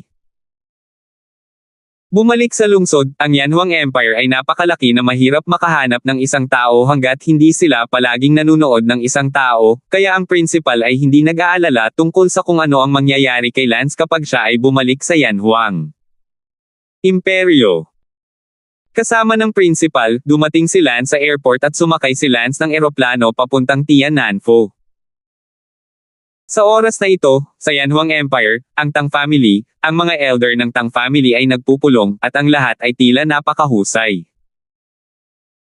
Mga matatanda, ang kasintahan ni Lance na si Sally ay namatay, kahit si Lance ay muntik ng mapatay, iniulat namin ang bagay na ito sa likas na eksperto ng pamilya na si Tang Zenshan. Si Tang Zenshan ay espesyal na nagtungo upang mag-imbestiga at nag-imbestiga. Ano ang sinabi ng clan leader Tang Zenshan? Ang lahat ng matatanda ay abala sa pagtatanong. Bumantong hininga ang elder ng pamilya Tang, ang taong nag-utos na patayin si Lance ay si Angus. Sino si Angus? Ito ay isang unang anak ng Yanhuang Empire, isang pangkalahatang klase ng pamilya. Ano? Nagulat ang lahat ng matatanda sa audience. Paano ito, bakit ang unang anak na lalaki ng isang pangkalahatang antas ng pamilya ay gustong magtanim ng sama ng loob kay Lance? Hindi ba ito makatuwiran? Ito, hindi natin alam, kailangan nating tanungin mismo si Lance, hindi natin alam kung saan niya sinaktan ang unang anak ng general family. Gayunpaman, totoo na si Lance ay medyo mayabang na tao. At hindi masyadong kakaiba na nasaktan niya ang isang unang anak na lalaki ng isang pangkalahatang antas ng pamilya. Hindi ba niya napilayan ang isang henyong anak ng pamilyang Lan noon, ngunit sa kabutihang palad, ang pamilyang Lan na iyon ay isang face na pamilya lamang, kung hindi, tang magkakaroon na sana ng problema si Lance. Natahimik ang lahat ng matatanda ng Tang family. Kilalang kilala na sa Yanhuang Empire, maraming pamilya, ngunit hindi iyon nangangahulugan na ang kapangyarihan ng bawat pamilya ay pareho, ang ilang pamilya ay malakas at ang ilan ay mahina. Ang lakas ng kapangyarihan ng isang pamilya ay halos inuri ayon sa mundo. Sa mga sumusunod na kategorya batay sa pinakamalakas na eksperto ng pamilya at sa bilang ng mga likas na eksperto, klase ng sundalo, face class, scholar class, general class, king class, at emperor class. 578. Kabilang sa mga ito, ang isang pamilyang grade sundalo ang pinakamahina, na may mga isa o dalawang likas na eksperto. Maaari itong bumuo ng isang pamilyang grade sundalo, na sinusundan ng isang face grade na pamilya, pagkatapos ay isang scholar grade na pamilya, isang general grade na pamilya, isang king grade family, at isang emperor grade family. Ang pamilyang Daemon ay isang face class na pamilya, sa ikalawang antas. Ang pangkalahatang ranggo, sa kabilang banda, ay nasa ika-4 na antas. Sa pinakasimpleng salita, mailalarawan ng isang tao ang sitwasyon ng isang pamilyang pangkalahatang baitang, kung ang isang tao sa pamilya ay tumuntong sa kaharian ng Celestial Unity, kung gayon ang pamilya ay maaaring ma-promote sa isang pamilyang general grade. Ang Yanhuang Empire ay nabuo mula sa mga pamilyang ito sa lahat ng laki, at ang pinakamakapangyarihan, natural, ay imperial, kaya, tinawag itong Yanhuang Empire. Ngayon, ang katotohanan na ang isang unang anak na lalaki ng isang pangkalahatang antas ng pamilya ay sumusubok na patayin si Lance ay kumalat na pabalik sa pamilyang Daemon, at ang pamilyang Daemon ay nabigla tulad ng isang lindol. Maging ang mga likas na eksperto ng Tang family ay naalarma, na kinasasangkutan ng isang mas mataas na antas ng pamilya, at kung hindi ito hahawakan ng mabuti, kung gayon ito ay maaaring humantong sa pagkalipol ng isang mas mababang pamilya. Grand Elder, ano ngayon? Ano ang sinasabi nila tungkol sa mga likas na amo ng ating pamilya? Pumayag na si Lance na bumalik sa Tang family Nahihirapang sinabi ng elder ng pamilya Tang, sinabi ng likas na eksperto ng pamilya na hiniarlin niya muna kay Lance na huwag bumalik sa pamilya Tang sandali. Anong ibig mong sabihin? Napakahusay ni Lance, bakit hindi mo siya hayaang bumalik sa pamilya? Principal. Nararating na ni Lance ang Hautian Realm ngayon, kung patuloy na magiging malakas si Lance, balang araw sa hinaharap, hindi lang siya tatakbong sa likas, malamang na siya ay tatantong sa Celestial Realm, kung ganoon ang sitwasyon. Kung gayon ang aming pamilyang Daemon, gayon paman, ay maaaring ma-promote sa isang pangkalahatang pamilya.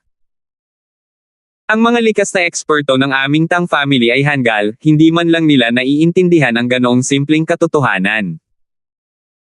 Ang bawat isa ay nagsasabi ng isang pangungusap mula sa iyo at isang pangungusap mula sa akin, na nagpapahayag ng kanilang kawalang kasiyahan. Sinabi ng matanda, tumigil na tayo, hindi ko ito desisyon, bagamat, ang talento ni Lance, marahil sa hinaharap, ay posibleng pumasok sa Celestial Unity Realm, ngunit ang posibilidad na mangyari ito ay hindi masyadong mataas. Ang pinakamahalagang bagay ay hindi ang probabilidad, ngunit sa halip, may gustong mamatay na siya ngayon, isang taong mula sa pangkalahatang antas ng pamilya ang gustong mamatay siya. Haharapin ba muna natin ang kasalukuyan nating relasyon, o gusto ba natin ang mga tagumpay ni Lance sa hinaharap? Kung hindi maingat na haharapin, maaari itong humantong sa pagbaba ng pamilya nating Tang. Kung tumanggi ang pamilya Tang, ano pa ang silbi ng kung ano ang magiging Lance sa hinaharap? Bukod dito, si Lance ay naglaro ng isang malaking laro sa oras na ito, kung ang general ang pamilya ay talagang nakakumbinsi sa pagkamatay ni Lance, kung gayon paano pa mabubuhay si Lance, hindi na siya mabubuhay, kaya paano niya sasabihin ang tungkol sa hinaharap? Ang lahat ng matatanda sa palasyo ay tumahimik at tumigil sa pagsasalita. Sa sandaling ito, isang katulong ang tumakbo sa labas ng pinto. Pag-uulat sa mga elder, isang liham ng pamilya ang natanggap. Ipakita mo ito. Sabi ng elder ng pamilyang Daemon. Matapos maiharap ang liham, binubuksan ni Tang Chi ang sobra at bumantong hininga pagkatapos tingnan ito. Grand Elder, anong uri ng sulat? Tanong ng karamihan. Sinabi ni Tang Chi Zing, ang sulat ng pag-alis ng pamilya Moyong, sayang. Ano? Ang pag-urong ng pamilya Merong, kanino galing? Bumalik na ang lahat, bumalik na ang pakikipag-ugnayan ni Lance kay Gina, maging ang pakikipag-ugnayan ni Tristan kay Merong Shengnan ay bumalik na. Napabuntong hininga na lang ang karamihan dito. Ang pamilyang Merong ay isang ranggo na pamilya, sa ikatlong antas, mas malakas kaysa sa pamilyang Damon. Ang orihinal na pagpapakasal sa pamilyang Merong ay kapakipakinabang sa pamilyang Damon, gayunpaman, ito ay binawi. Walang magawa ang lahat, hindi naman ganito lahat ang family marriages, walang credibility, kahit kasal na, may authoress, not to mention na hindi pa sila kasal. Bumalik si Lance sa London City, ang kabuuan. Ang mga tao ay nasa ulirat, si Sally ay wala na, kaya paano kung siya ay bumalik na mag-isa? Tumayo si Lance na nakatingin sa malayong bahagi ng tahanan ni Kent Brown. Tila nakita minsan ni Lance at si Sally, sa loob at labas ng bahay na ito, at sa balkonahe ng silid na iyon, na madalas tumatalon mula sa balkonahe patungo sa silid ni Sally, nang malabo, tila nakita ni Lance ang figure ni Sally sa pangkalahatan. Nagmamasid si Lance mula sa malayo sa mahabang panahon, pagkatapos ng lahat, hindi pumasok sa loob dahil hindi alam ni Lance kung paano ipapaliwanag kay Kent Brown. Si Lance ay naglalakad ng walang patutunguhan sa kalye ng mag-isa. Sa pagdaan niya sa isang tindahan, isang variety show ang tumutugtog sa loob, kung saan si Bella ay nakatayo sa entablado na kumakanta. Ang entablado ay napakalaki at ang mga manunood ay marami. Alam na ni Lance mula kay Kent Brown na si Bella ay lumahok sa magandang boses at isa ng mga awit, at sa ngayon ang shop na ito ay nagbo-broadcast ng video ng pinakahuling paglahok ni Bella sa palabas. Tumingin si Lance kay Bella sa entablado at tila hindi pamilyar, hindi man lang siya nakilala sa unang tingin. Dati, ang impresyon ni Lance ay siya ay isang mag-aaral na nakasuot ng simpleng uniforme sa paaralan, ngunit ngayon, nakabihis na siya sa entablado. Siyempre, naiintindihan din ni Lance na hindi ito isang bagay na maaari niyang piliin, ito ay ang makeup artist. Nang palabas na nakakuha ng hitsura. Sa isang sulyap, mayroon ng mundo ng pagkakaiba sa pagitan niya at ng impresyon ni Lance sa kanya. Tila ayaw ni Lance na makita siyang ganito, o ang lumang plane ay lalong nagpahanga kay Lance. Tumingin sa kanya si Lance saglit at tinanong ang tindera, kailan ito broadcast? Kagabi. Lance O's at tumalikod para maglakad palayo. Naalala pa rin ni Lance ang numero ng telepono ni Bella, at iniisip kung binago niya ito. Naglalakad si Lance sa kalye, naghahanap ng lugar na matatawagan. Lance! Sa sandaling iyon, sumigaw ang isa sa likuran niya, lumingon si Lance at nakita niyang principal iyon ng Bayan Middle School. Pakiramdam ni Lance ay matagal na niyang hindi nakita ang principal, at bigla siyang nakita, medyo pamilyar pa rin siya sa unang tingin, at isang pakiramdam na puno ng alaala. Hindi ko alam kung ano ang nangyari sa Bayan Middle School ngayon, ang 5 masasamang kabataan, ang 6 na baliw na kabataan, at si Jorit Ian, Liao Jia Yuan at iba pa. Kung iisipin noon, talagang walang kakapusan sa pang-aapi sa kanila, ngunit si Lance ay napunta na ngayon sa isang sitwasyon kung saan ang mga kababaihan ay pinatay. Headmaster, ikaw pala. Lance, matagal nang hindi nagkita, hindi ko inaasahan na magkikita kita sa kalye, kailan ka pa bumalik? Magalang nang umiti ang punong guro. Ngunit hindi mapangiti si Lance. Bagong dating. Haha. Summer vacation na, kailan ka libre ay Bayan Middle School, sabihin mo sa mga dati mong kaklase ang oras mo sa Martial Arts Academy. Magandang pagkakataon. Nakita ng punong guro na tila masama ang loob ni Lance at nagtanong, kumusta kayo ni Sally? Nagdilim ang mukha ni Lance at sinabing, ayos lang. Lance, gusto mo bang pumunta sa bahay ko at maupo? Umiling si Don Zimmer, next time. Sige, alis muna ako. Wala nang sinabi pa si Lance sa principal ng Bayan Middle School, kahit na hindi ito magandang relasyon sa una. Nakahanap si Lance ng isang payphone at tumawag. Maya-maya, dumating ang kabilang partido. 579. Hello. Ang boses ay ang pamilyar na boses na ginamit ni Lizette. Hello. Saglit na hindi umimik si Lance. Hello, sino ka? Ang tawag sa telepono ni Bella ay karaniwang para sa kanyang katulong na sagutin, ngunit ang numerong sinagot ng katulong ay ibang numero, at ngayon ang numerong ito ay ang kanyang numero sa lungsod ng London, na kilala lamang ng mga nakakakilala sa kanyang mga kakilala sa lungsod ng London. Bella, long time no see. Sabi ni Lance sa mabigat na boses. Sa kabilang panig ng telepono, nanginginig ang katawan ni Bella. Honey, it's you.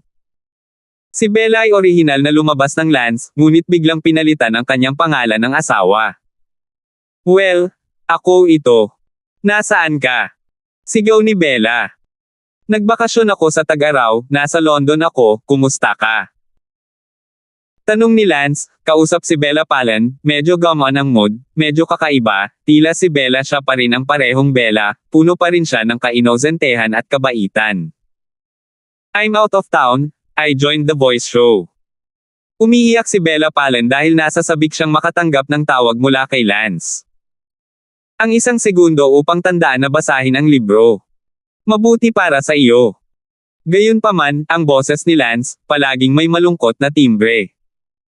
Hintayin mo ako, babalik ako agad. Mabuti. Tumango si Lance. Ang pagbabalik ni Lance ay orihinal na hanapin siya, at ang katotohanang si Bella ay nakabalik kaagad ay nagpainit ng kaunti sa puso ni Lance, ang puso ni Lance ay napakarupok ngayon. Sa ilang malayong lungsod, ibinaba ni Bella ang telepono, pinunasan ang kanyang mga luha, at agad na tumayo at lumabas.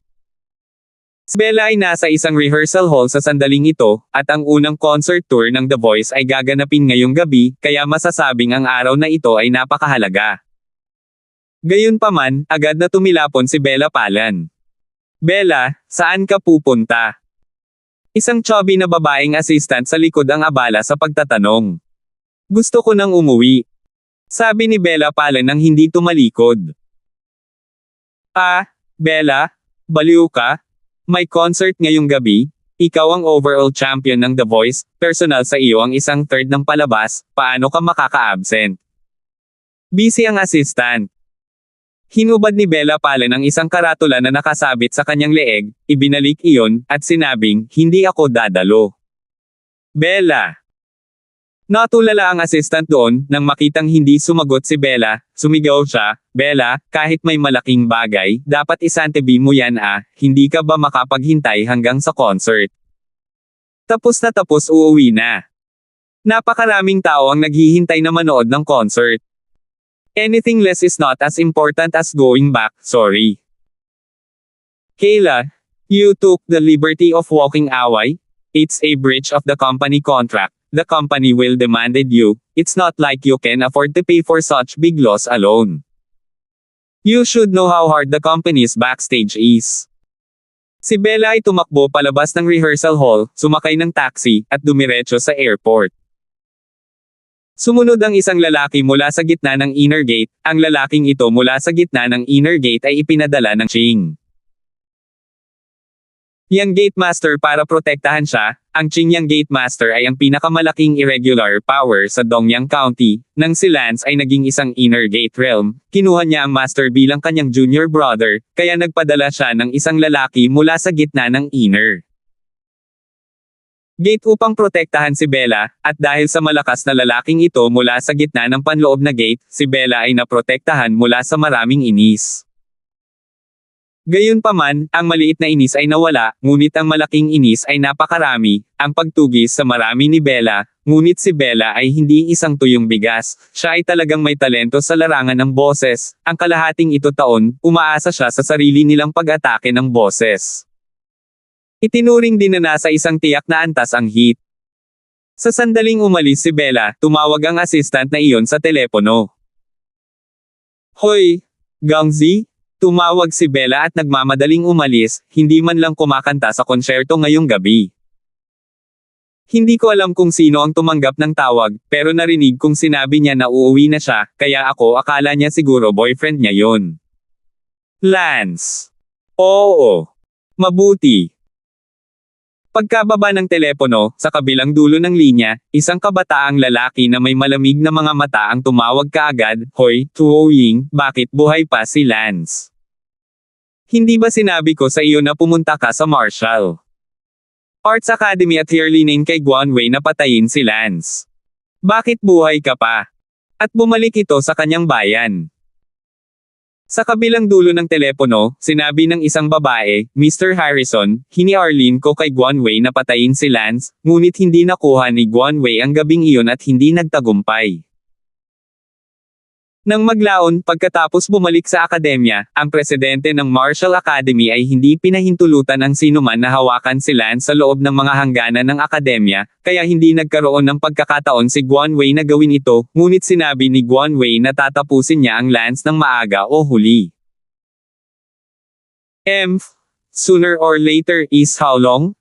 Lance is a person I don't like much. I don't want him still alive. Now Bella heard his call to come back and left the concert behind at bumalik para hanapin siya. Mr. Harrison, ano ang tungkol doon? Sige, huwag kang mag-abala, ako na mismo ang mag-aayos para sa iba. Dahil nakabalik na si Lance sa London City, magpapadala ako ng tao sa London City para ipunan at patayin si Lance, gusto kong makita kung sino ay basura. Pagkasabi nito ay ibinabanan niya ang telepono. Si Lance ay nasa London City, pabalik sa kanyang tahanan sa Songtao neighborhood, gamit ang isang bagong cellphone na binili niya sa ibaba para i-text si Bella at sabihin sa kanya ang pansamantalang numero. Malinis ang tahanan sa kapitbahayan ng Songtao, at tila pinupuntahan ni na Xiao Huan at Jingwei upang linisin ito paminsan-minsan. Hindi nagtagal matapos itong ipadala ni Lance, tumawag ang numero ni Bella. Honey. Bella, nasa Songtao District ako. Ma'am, papunta na ako sa airport, bukas ng gabi pa ako uuwi. Sige, hihintayin kita. I'll call you every now and then on the way, and every now and then again, kaya keep your phone on I miss you. Mabuti. Tumango si Bella, kaya lang, napakarami ng sinabi ni Bella kay Lance. Pakiramdam na medyo kakaiba ang tono ng boses ni Lance, na parang napakalungkot, dati ay hindi siya ganito magsalita, sa kahit na siya ay tumatawa at napakasigla, ngunit ngayon, na parang hindi niya narinig ng kaunti si Lance na ngumiti, si Bella ay nakaramdam ng matinding pagkabalisa sa loob, at hindi na makapaghintay na makauwi kaagad. Ibinaba ni Lance ang telepono at inisip ang sarili, dapat kong puntahan si Uncle Brown sa lalong madaling panahon at linawin sa kanya ang mga bagay-bagay, hindi ko ito dapat itago ng ganito, hindi naman kayang takpan ng papel ang apoy kung tutuusin. Nang gabing iyon, lumabas si Lance sa lugar ng Songtao at nagtungo sa bahay ni Kent Brown. Hindi nagtagal ay dumating na si Lance sa labas ng bahay ni Kent Brown, ngunit paulit-ulit na gumala si Lance bago nagpas siyang pumasok. Si Kent ay kumakain. Biglang lumingon si Kent at nakita si Lance na nakatayo sa pintuan, tahimik, inisip ni Kent na malabo ang kanyang mga mata, ngunit kinusot niya ang kanyang mga mata at tiniyak na si Lance iyon ng walang pagkakamali. Lance. Nagmamadaling tumayo si Kent. Nakita ko na si Lance ay mukhang sobrang haggard, at ang kanyang mga mata ay nawala ang dating ningning. 580. Lance, bumalik ka na, pasok ka na. Sumakit ang puso ni Lance nang makita niya si Kent Brown, at nahihirapan siyang pumasok. Tumingin si Kent sa likuran niya at nagnong, nasaan si Sally? Nang bumalik si Lance, malamang na bumalik si Sally kasama niya, ngunit hindi nakita ni Kent ang kanyang anak na babae at nataranta. Lance, bakit ka mag-isa? Nasaan si Sally? Tanong muli ni Kent. Ayaw nang itago ni Lance at sinabing, Tito Brown, pasensya na, hindi ko siya maprotektahan. Lance, gawing mas malinaw, ano ang ibig mong sabihin? Hinawakan ni Kent ang braso ni Lance at kinakabahang nagtanong. Uncle Kent, patay na si Sally. Naramdaman ni Kent ang isang kulog mula sa maaliwalas na kalangitan, ang kanyang ulo ay umiikot, hindi nakakagulat na si Lance ay bumalik na mag-isa at mukhang haggard. Sally. Napaungol si Kent, pagkatapos ay bumagsak ang buong lalaki, walang malay. Tio Brown. Tinulungan siyang tumayo ni Lance, at si Kent ay nahimete dahil sa hindi niya matanggap na katotohanan. Naubusan si Auntie Mina at dalawang kasambahay, ang dalawang katulong na ito ay mga bagong recruit, ang dating Xiao Huan at Jin Gui, ay bumalik sa pamilya Tang. Young Master Damon. Master Brown. Agad na tumalon si Auntie Mina matapos makita si Kent na nahimatay. Sinabi ni Lance, ayos lang si Uncle Kent, nahimatay lang siya. Young Master Damon, bakit nahimatay si Master Brown? Tama, bumalik ka na, nasaan ang babaeng iyon? Sally patay na siya. Ano? Nagulat din si Auntie Mina, nanginginig ang katawan at parang matutumba na siya. Tinulong ni Lance si Kent sa sopa, pagkatapos ay pinindot ang ilang acupuncture point, at dahan-daang nagising si Kent. Sally, Sigaw ni Kent pagkagising niya, hindi siya pinigilan ni Lance at hinayaan siyang umiyak sandali. Pagkaraan ng ilang sandali, nagtanong si Kent, Lance, paano namatay si Sally at bakit ito nangyayari? Uncle Brown, si Sally ay pinatay ng isang tao, ang taong iyon ay orihinal na gustong pumatay sa akin, kaya't nahuli niya si Sally upang akitin ako sa labas ng Martial Arts Academy, nagpumiglas ako upang habulin siya, ang taong iyon ay mas malakas kaysa sa akin, ako. Hindi talaga tugma, at muntik na rin akong mamatay sa mga kamay niya. Malinaw na ipinaliwanag ni Lance ang nangyari kay Kent. Napaungol si Kent. Sinabi ni Lance, Uncle Brown, pagkatapos mamatay si Sally, ginamit ko ang life preservation technique para mapanatili ang sigla ng kanyang katawan, at sa hinaharap, kung tumaas ang aking mga medikal na kasanayan at magsaliksik ako kung paano siya gagamutin, hindi ito tulad ng wala akong pagkakataon na iligtas siya. Talaga? Sigaw ni Kent. Siyempre totoo, pero hindi maganda ang posibilidad, kahit na magtagumpay ako sa premise na 30% lang ang pagkakataon. Muling napasigaw si Kent sa narinig nito. Pagkaraan ng mahabang panahon, sinabi ni Lance, Tito Brown, huwag kang mag-alala, maghihiganti ako para kay Sally kahit na kailangan kong ipaglaban ang aking buhay, at pati na rin, tiyak na ililigtas ko si Sally, tiyak. Umiyak si Kent Brown, hindi ba't sinabi mong 30% lang ang pagkakataon? Kinagat ni Lance ang kanyang mga ngipin, kung hindi ako magtagumpay, pupunta ako at sasamahan siya. Woo! Tito Brown, alis muna ako, ingatan mo ang sarili mo. Sabi ni Lance. Saan ka pupunta? Babalik ako sa Pinto Neighborhood. Hindi na ba ito ang iyong tahanan? Umiiyak at nagtanong si Kent, kapag namatay na si Sally, hindi rin ginagamit ni Lance ang lugar na ito bilang tahanan, lalo pang nalungkot si Kent. No, this will always be my home.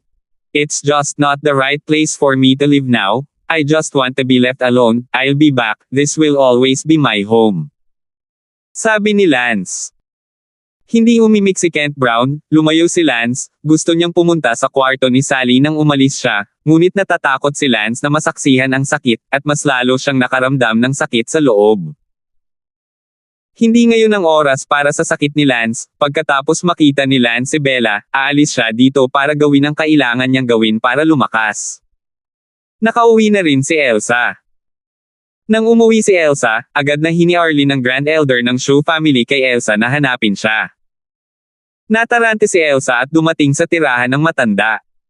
Grand Elder, hinahanap mo ba ako? Michelle, bumalik ka na. Oo. Kumusta ka kay Don? Tanong ng matanda sa pamilya Shu.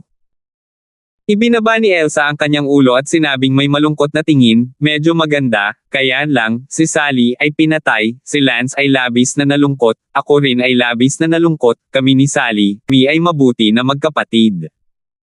Hindi talaga namin siya matatanggap. Pinunasan ni Elsa ang kanyang mga luha. Elsa, alam nating lahat ang tungkol dito. Paano nyo nalaman? It's quite a big deal to say the least. Alam mo ba kung sino ang taong gustong pumatay kay Lance? WHO. Ito ay isang lalaki na nagngangalang Angus, siya ang unang anak ng pamilyang Harrison. Ang pamilya Harrison.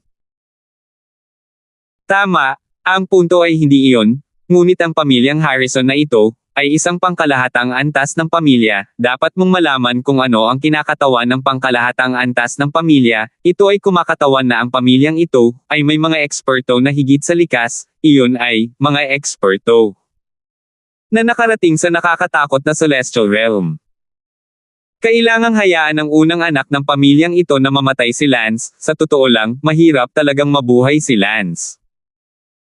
Paano yun? Hindi ba may pumatay kay Lance dahil sa ikapitong klaseng martial arts bounty? Elsa, huwag kang magpakatanga. Paano ang pamilya Tang?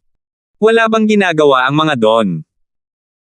At ang pamilya natin, di ba sinabi mo sa akin na lumapit ako kay Lance noon, pero ngayong may problema siya, magagawa na natin ang ating paglipat may busy si Chen. Elsa, hindi mo ba nakakalimutan na ang pamilya natin, isang face level na pamilya lang, nasaan ang lakas para dyan? At saka, hindi ko ito itatago sa iyo, narinig ko na pinabalik na rin ng pamilyang Damon si Lance. Sa pamilyang Damon nahuli dahil sa bagay na ito. Kung tutuusin, kung ang sama ng loob ni Lance sa pamilya Harrison ay masyadong malalim, maaaring hindi posibleng masangkot ang pamilya Tang at magdulot ng pagbaba. Hindi. Nako, ang mga usapin ng pamilya, hindi mo naiintindihan, napakasalimuot. Ang mga pamilya kung tutuusin, na may ganoong kalaking populasyon, ang kaunting kapabayaan ay maaaring humantong sa paghina ng isang pamilya o kahit na pagkalipol. Talagang hindi dapat sinaktan ni Lance ang pamilya Harrison. Unang anak na lalaki, si Angus, kung hindi, nasaan ang bagay na ito ngayon? Kung hindi dahil dito, ang pagbabalik ni Lance sa Yanhuang Empire ngayon ay hahanapin at hihingin ng maraming pamilya, ngunit ngayon, kahit ang pamilyang Damon ay may gumawa ng pansamantalang hakbang upang payagan si Lance na bumalik sa pamilya upang hindi magdala ng kapahamakan sa buong pamilyang Damon. Umiyak si Elsa nang malaman niya ang katotohanan, ngunit napakalupit pala ng katotohanan. Pangkalahatang antas ng pamilya, iyon ay isang pamilya na may mga eksperto na nalampasan ang likas na kaharian na nakaupo sa kanilang mga upuan. Umalis si Lance sa bahay ni Kent Brown, at sa di kalayuan sa labas ng bahay ni Kent Brown, isang tao ang sumigaw, "Lance!" Lumingon si Lance at nakitang ito ang ikapitong elder ng pamilya Tang. Sinabi ni Lance, paumanhin, wala ako sa mood na bumalik sa pamilyang Damon ngayon. Naisip ni Lance na hinahanap siya ng 7th elder para makabalik sa Damon family, ngunit nasaan si Lance sa ganoong mood ngayon? Oh! Ngumiti ang 7 elders ng Damong family. Lance, humanap tayo ng mauupuan, may sasabihin ako sa iyo.